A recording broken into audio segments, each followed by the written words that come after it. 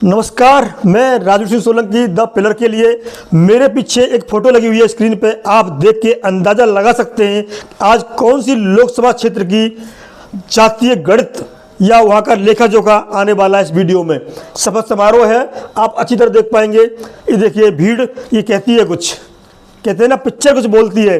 आप अंदाज़ा लगाइए कहाँ की है, फिर हम आगे बढ़ते हैं। जी सही सोचा आपने। आज हम बात करेंगे लोकसभा क्षेत्र बागपत की। बागपत को जाटलैंड के नाम से भी जाना जाता है और ये वो धरती है जिसने चौधरी चरण सिंह को प्रधानमंत्री के पद तक भी पहुंचाया था। आपको बताएंगे इसमें क्या क्या। बागपत लोकसभा क्षेत्र 1967 में अस्तित्व में आया था। जाति समीकरण क्या है, कितने क्षत्रिय हैं, कितने ब्राह्मण हैं, कितने जाट हैं, कितने लोधी हैं, कितने मुस्लिम हैं, कितने कौन सी जाति का क्या समीकरण है, और ये किधर वोट डालते आए हैं और किधर वोट डालने वाले थे, 2 बार से डाले हैं। चर्चा इस पर भी होगी। साथ में बात होगी चुनावी मुद्दे क्या है, वहाँ पर क्यों पासा पलटा कुछ दिन बाद, मुद्दे महत्वपूर्ण क्या मुद्दे हैं। बात करेंगे 2009, 14, 19 की लोकसभा चुनाव में क्या स्थिति रही है बागपत लोकसभा क्षेत्र की। साथ ही 5 विधानसभा क्षेत्र आते हैं, उनका विश्लेषण करेंगे। उन विधानसभा में किस पार्टी का विधायक है और कितने वोटों से जीतता है और क्या स्थिति रही थी पिछले चुनावों में। साथ ही 2024 के चर्चित चेहरे, चाहे वो पक्ष हो या विपक्ष हो, आपको अच्छी तरह पता होगी। एनडीए गठबंधन और इंडिया गठबंधन के बीच में टक्कर होगी 2024 लोकसभा क्षेत्रों में। शुरुआत करते हैं। बागपत दिल्ली से लगा हुआ क्षेत्र है। एक जो विधानसभा क्षेत्र है वो दिल्ली में आ गया है। वो सब पे जब स्लाइड आएगी तब बात करेंगे। टोटल हम बात करें तो यहाँ पे करीब 15 लाख पुराना है, ये कि 17 लाख के आसपास 17 लाख की जनता है, वहाँ पर वोटर हैं। और जो 75% से ज़्यादा ग्रामीण क्षेत्र में रहती है। ग्रामीण क्षेत्र है ज़्यादातर वहाँ पर, और 24% के आसपास शहरी क्षेत्र है। 14% के करीब एससी हैं और एसटी ना के बराबर हैं। महिलाओं की बात करें तो करीब 9.5 लाख हैं आज की डेट में वोटर, और मेल की बात करें या फीमेल की बात करें 7.5 लाख के आसपास हैं। ये आंकड़ा है बागपत लोकसभा क्षेत्र का। पिछली बार 2014 की बात करते हैं, 2014 में जो पड़ा था 67% वोटिंग हुई थी बागपत के अंदर। इतिहास क्या है, सबसे पहले इतिहास जानेंगे। बागपत का इतिहास क्या रहा है। जिले का नाम बागपत शहर पर जो बाग प्रस्थ रहा है, यानी अर्थात शेरों का स्थान, महाभारत से जुड़ा हुआ स्थान है। नाम है ये महाभारत कालीन कस्बा है, ये शहर तो नहीं कह सकते। बाग के प्रस्थ अर्थात भाषण देने का स्थान से उत्पन्न माना जाता है। मुगल साम्राज्य काल में इसका नाम बागपत रखा गया। एक छोटी सी मंडी हुआ करती थी जो 1857 के विद्रोह के बाद एक तहसील केंद्र बनी। 1857 में विद्रोह यहाँ भी हुआ था। ये ऐतिहासिक क्षेत्र है लोकसभा बागपत। उस समय मेरठ जिले का भाग था, कभी 1997 में इसको अलग करके जिला बनाया गया था। ये वहाँ का पहला इतिहास है। बागपत यानी व्याघ्रप्रस्थ, जिसके इतिहास का वर्णन महाभारत काल में, महाभारत काल में वर्णन मिलता है बागपत का।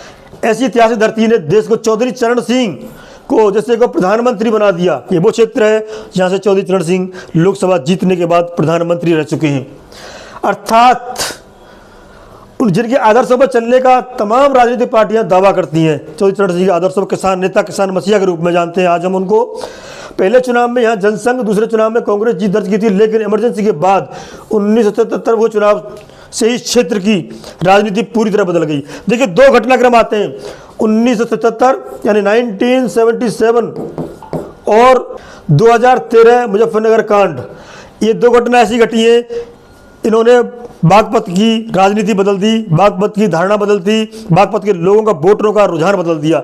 77 इमरजेंसी के बाद यहाँ पे चौधरी चरण सिंह और उनके पुत्र अजीत सिंह और उनके पौत्र जयंत की चलती थी, लेकिन 2013 में जब मुजफ्फरनगर कांड हुआ, उसके बाद जो हुआ, उस कांड के बाद जो हुआ, कहानी अगली स्लाइड में आएगी। हालांकि चौधरी साहब के पुत्र छोटे चौधरी अजीत सिंह की अपनी आरएलडी है, जिसका गढ़ बागपत माना जाता है। और चौधरी चरण सिंह की बात करते हैं हम, 77, 80 और 84 3 बार वहाँ से सांसद रहे, 3 बार। उसके बाद उनके बेटे चौधरी अजीत सिंह 6 बार, 89, 91, 96, 99, 2004 और 2009 में बागपत का प्रतिनिधित्व किया है, यानी वो सांसद रहे। लेकिन मुजफ्फरनगर घटना के बाद सब कुछ बदल गया। ये दंगों का दंश कहते हैं, जो दंगों का दंश और किसान आंदोलन का प्रभाव, ये दोनों इस क्षेत्र पर बहुत मुजफ्फरनगर की तरह प्रभाव डाला है। चर्चा आगे की स्लाइड में करेंगे हम बात करते हैं यहाँ पे क्या क्या जातीय गणना है, जातीय समीकरण क्या है और क्यों हार जीत होती थी चौधरी चरण सिंह या अजीत सिंह की। जाट यहाँ की बात करें सबसे ज़्यादा 5 लाख से भी ज़्यादा हैं, 5 लाख प्लस जाट हैं जो चौधरी चरण सिंह को जीतने में महत्वपूर्ण भूमिका निभाते थे। साथ ही मुस्लिम वोटर भी 3.5 लाख हैं। इन दोनों को देखें तो 8.5 या 6 मतलब 8.5 लाख से ज़्यादा वोटर बैठते हैं 16-17 लाख की लोकसभा क्षेत्र में।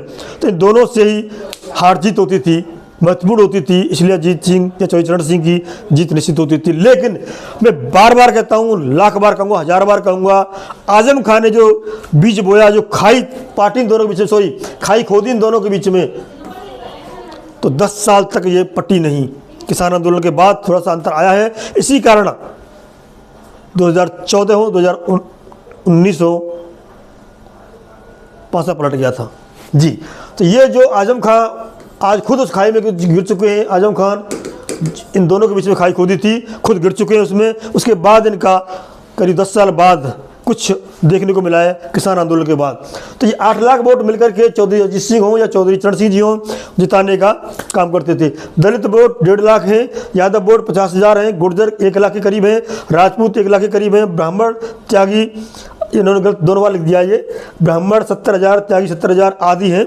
बाकी इससे कम संख्या है तो उनका हमने जिक्र नहीं किया है, लेकिन आवश्यकता पड़ेगी तो पूरी डिटेल आपके सामने अगली वीडियो में लेके आएंगे। तो ये यहाँ का जातीय आंकड़ा है। और मेन जो था जाट मुस्लिम का किसान कौम है, ये दोनों की दोनों किसान कौम है, ज़्यादातर किसान कौम है। यहाँ पे किसान क्षेत्र है, किसान प्रभावित क्षेत्र है ये, और RLD को या कहें चौधरी चरण सिंह के प्रभाव वाली सीट रही है ये। चुनावी मुद्दे क्या क्या है यहाँ पे, तो गन्ने का रेट सबसे ज़्यादा है, गन्ने का मूल्य सबसे बड़ा मुद्दा है। पश्चिमी यूपी का खासतौर पे गन्ना की बेल्ट है ये, तो बहुत बड़ा मुद्दा है। और भुगतान समय से नहीं मिलता, पर्ची को लेकर भी कभी विवाद रहते हैं। बस अड्डे की अच्छी मांग हुई है कि बस अड्डा होना चाहिए, जो वहाँ पर अभी तक अच्छा बस अड्डा नहीं है। बागपत मुख्यालय पर राजकीय डिग्री कॉलेज की स्थापना की मांग रही है। यूपी हरियाणा विवाद भी सुलझाने की बात हुई है। और सबसे बड़ी बात है रेल कनेक्टिविटी। बार बार कहा जाता है कि यहाँ पे बहुत अच्छी रेल कनेक्टिविटी नहीं है, रोड कनेक्टिविटी हो चुकी है, अब इसे दोहराया नहीं है, रोड से अच्छी तरह जोड़ा जा चुका है बागपत को। तो बात है यहाँ पे इस समय रेल कनेक्टिविटी की जो अच्छी की जाए। साथ ही बात करते हैं पुराने चुनावों का विश्लेषण करें हम, तो 2009 में अजीत सिंह जीते थे, 2,38,000 वोट मिले थे, 1,75,000 BSP रही थी सेकंड नंबर पे। मुजफ्फरनगर दंगे, बार बार कहूँगा मैं, यहाँ से प्रभाव होता है। मुजफ्फरनगर दंगे 2013, उसका प्रभाव यहाँ शुरू होता है।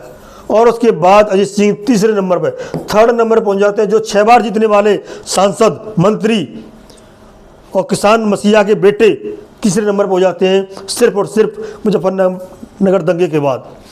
यही स्थिति रहती है 2019 में, उनका बेटा जयंत चौधरी लड़ता है और कुछ ही मतों से यहाँ पे हार जाता है। लेकिन इसके बाद किसान आंदोलन होता है और 2024 होने वाले चुनाव में किसान आंदोलन कितना प्रभावी रहेगा, ऊंट किस करवट ओढ़ेगा बैठेगा।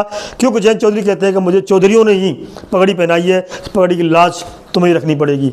तो पगड़ी की लाज कितना रखते हैं बागपत के लोग, ये 2024 में पता चलेगी। अगली बात करते हैं विधानसभा कौन कौन सी है, कौन कौन से पार्टी से यहाँ विधायक हैं। सवाल खास गुलाम मोहम्मद, राष्ट्रीय लोकदल RLD।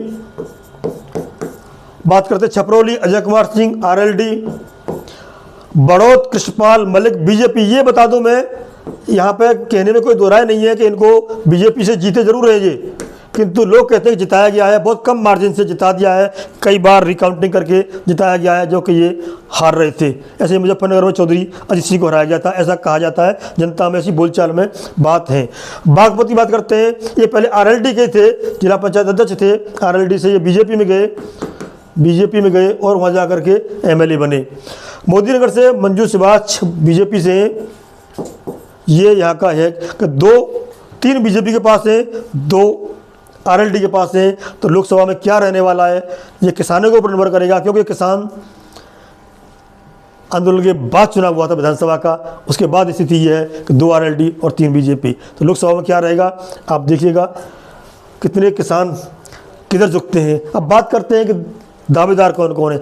बीजेपी से तो डॉक्टर सतपाल सिंह प्रमुख है, लगता नहीं है कि इनके अलावा कोई अभी तक, क्योंकि इनकी एज 75 से कम है, करीब 70 के आसपास एज है इनकी, और किसी क्राइटेरिया में नहीं आते हैं कि इनका टिकट कटे, तो बीजेपी से उम्मीद है इन्हें टिकट मिलेगा।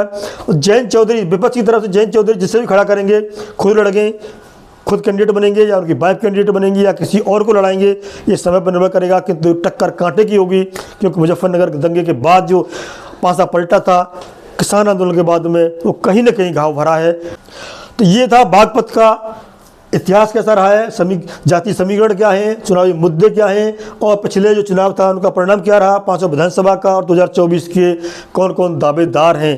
तो इस तरह ये बागपत के साथ ही अगली लोकसभा की बात करेंगे। बने रहें द पिलर के साथ। जय हिंद, जय भारत।